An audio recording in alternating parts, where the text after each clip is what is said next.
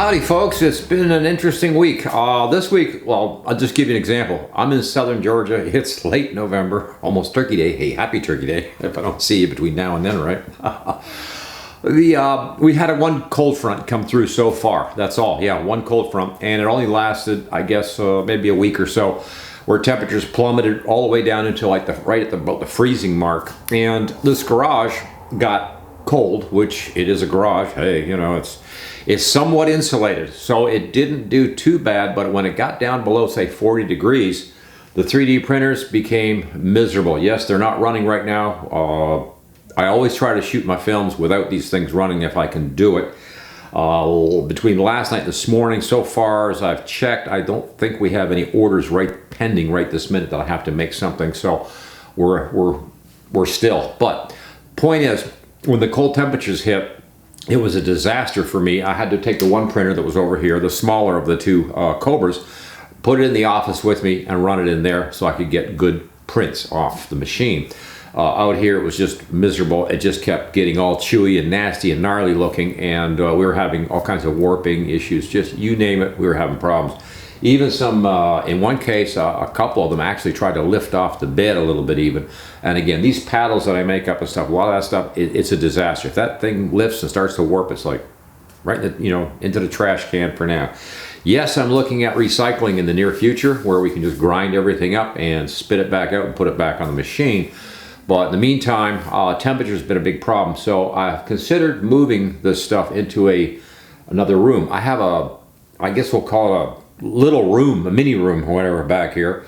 It's 8 by 8, and I think I can control temperature in there pretty easily because it's a small room and you can close the door to it. It's an insulated room. The only thing in the room actually that's of any priority to the home or whatever, oddly enough, was the hot water tank. Now, that's it. Everything else is just, tools and benches and stuff just stuffed in there. So I'm going to move some of that stuff out of there and put a bench together for 3D printers to sit on. And also I'm thinking along the lines of ordering the new, oh boy, yeah, it's enclosed, fully enclosed, but it's a Cheaty machine that has a build plate of 390 by 390. Now the height is a bit of a problem for some people.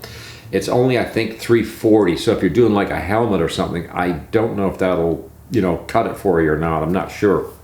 But for me, the big build plate size, such as this one here, that's what I need for my business to be successful and make its money, kind of thing. So for the factory or the little factory, whatever, that's what I want.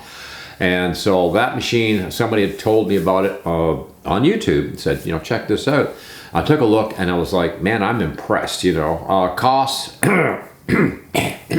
yeah, a little over $1,000. Right now, Black Friday, I think they've got them for around $1,100, something like that. So I'm thinking I'll just go ahead and order one in because I just need a good machine that I can, hopefully control chamber temperature, stuff like that with. It'll allow me to run better plastics, which in turn, means I can get better product out. Also, I'm looking down the line. I've got some product ideas that would include like, carbon fiber, that kind of thing. That would be a cool product to offer to the market and say, this is made with carbon fiber off a 3D printer. Whoa, increase the price, yes, have to charge more for that, but the product itself would be like, not exclusive, but it would almost put it in like an exclusive category. And some people might come after that and say, you know what, I want the carbon fiber model or whatever. So okay, good. Anyway, cold temperatures, yeah, big effect. Summertime, midsummer in Texas, where we just moved from, same problem. When it got too hot, the 3D printers would start screwing up again.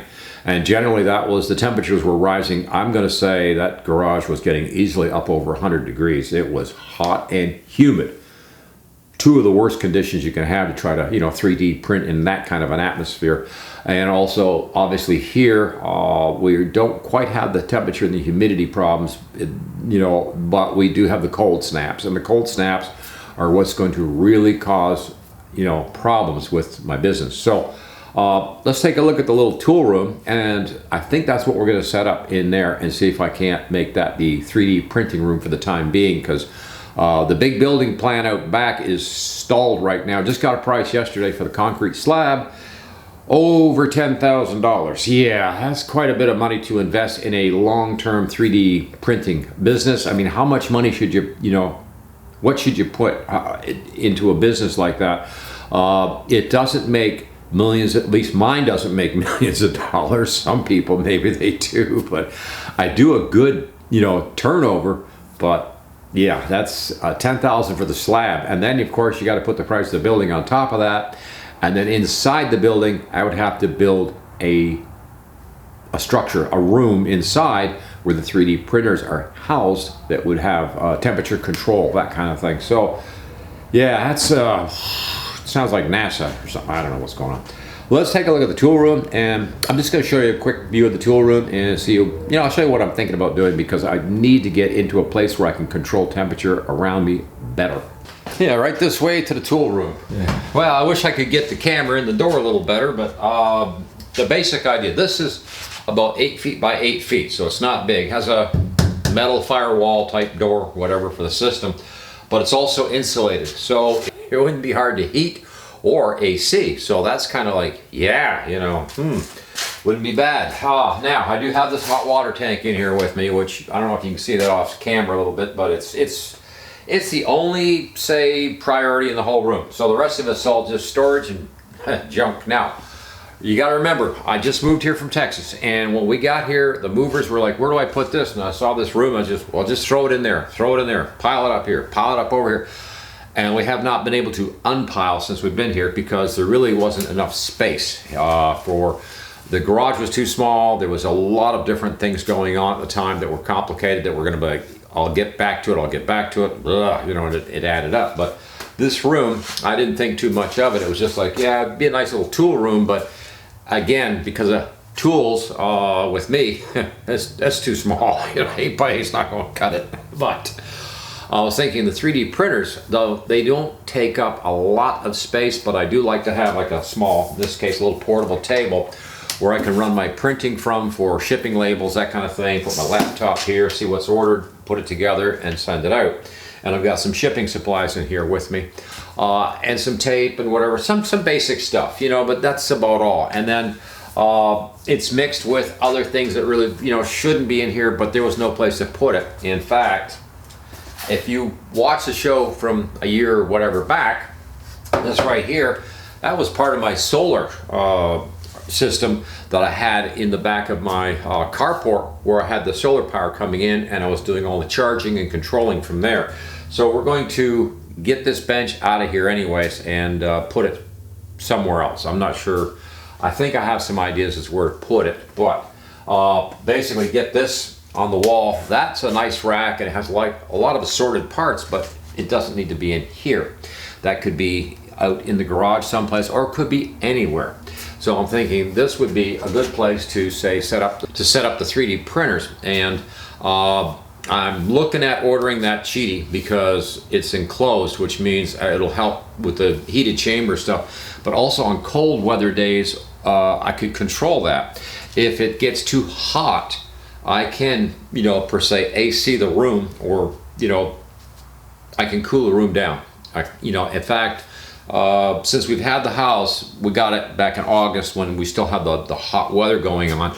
I noticed both the garage and this room stayed relatively cool because we're completely in shade over here by the large pine, the large trees, pine trees, you name it. It's almost pretty much shade all day long along here. So it stays relatively cool. It seems to mix with the AC out of the house and seems to stay cool. So that's a good thing. Yeah, real good thing. But in the wintertime, of course, it gets cold because now you no longer have that, you don't have the heat from the house helping to keep this warm. But it would be easy enough to maybe even stick a little electric heater in here and just raise the temperature up a little bit if it needs to be comfortable. But I don't even think that'll be the case, because 8 by 8, you put a couple 3D printers in here, this room's going to get warm. Yeah. In fact, we may have to leave the door open when we're running them. Yeah. But if it's fully enclosed, then you can control temperatures a lot better, and also cooling down temperatures. Because one of the things I noticed with the cold snaps is when the product is cooling down, if it cools down too quickly, that's when we seem to get warping or damage to the product, that sort of thing, and becomes junk that has to go in the trash can. And it's really a very unhappy moment because I only get about 5 or 6 products per spool. That's these 1 kilogram spools. Yeah, so even losing a little bit of product because of a cold snapping is affecting me enough because it really causes a big supply chain backup problem for me, because I generally try to print on demand. As the orders come in, we print them, ship them the next day kind of thing. And if a product blows because of, you know, a cold weather snap or something, it backs me up and creates a lot of problems, and also makes well, it means that the machines are like, well, it might run good the one day, but the next day I may have a problem.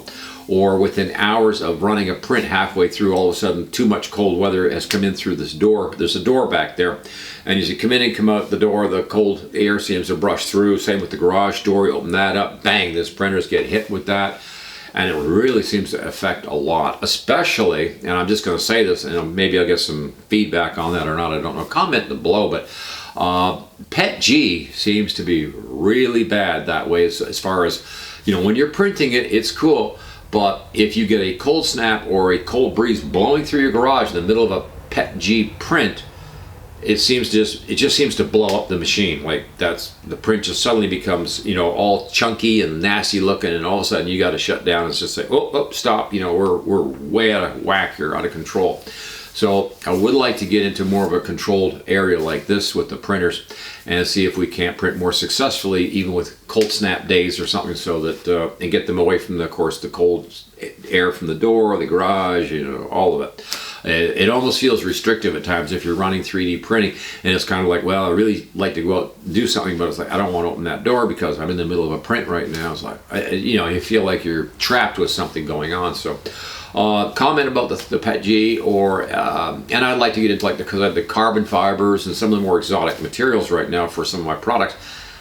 I can't with what I have anyways. That cheating machine would allow us to step up to you know, carbon fiber, glass fiber, whatever, hardened nozzle, hardened steel nozzle, a must, and just see what we can do. But I gotta get away from cold snapping, because that's, you know, the cold front, there's no control to that. The weather does what it does when it does. Yeah, it's like, you know.